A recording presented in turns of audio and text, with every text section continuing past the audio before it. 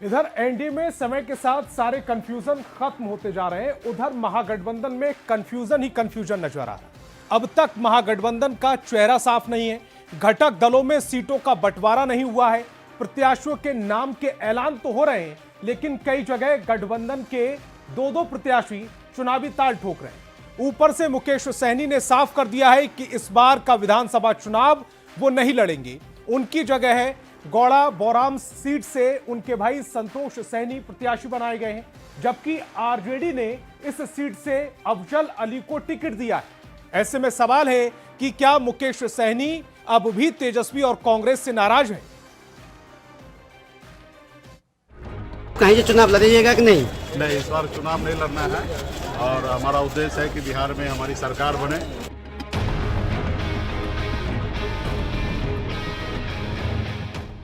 बिहार में विधानसभा चुनाव को लेकर सत्ताधारी गठबंधन एनडीए ने सीटों का बंटवारा कर लिया और सभी 243 उम्मीदवारों का ऐलान किया, लेकिन विपक्षी खेमे यानी महागठबंधन में सीट बंटवारे की तस्वीर अभी भी धुंधली है। हालांकि विकासशील इंसान पार्टी के संस्थापक और बिहार सरकार में मंत्री रह चुके मुकेश सहनी ने ये साफ कर दिया है कि विधानसभा का चुनाव वे नहीं लड़ेंगे।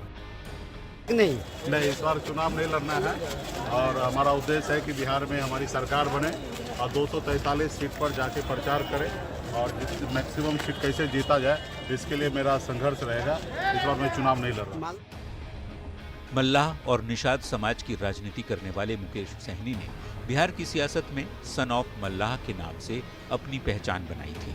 पिछले चुनाव में एनडीए का हिस्सा रहे मुकेश सहनी इस बार महागठबंधन में शामिल हैं। चुनाव की तारीखों के ऐलान के बाद से ही सहनी लगातार कांग्रेस और आरजेडी नेताओं के साथ सीट बंटवारे में 60 सीटों पर सहमति बनाने की कोशिश कर रहे थे, लेकिन बात बन नहीं पाई। अंत तक रूठे सहनी को आरजेडी ने मनाने की कोशिश की और वीआईपी के सामने 15 सीटों की पेशकश रखी।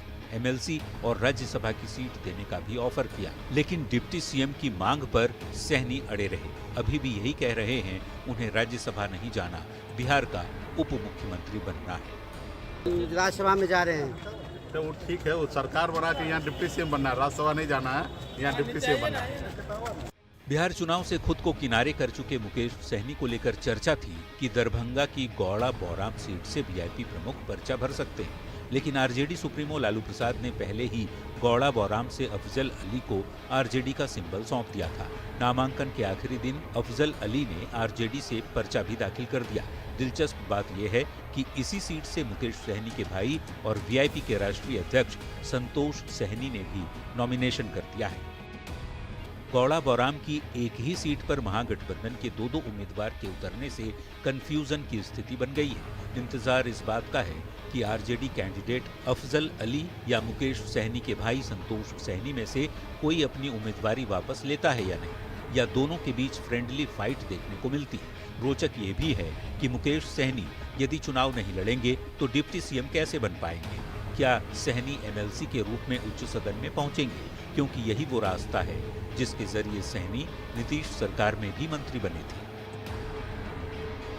दरभंगा संवाददाता विपिन कुमार दास के साथ ब्यूरो रिपोर्ट, न्यूज़ 18।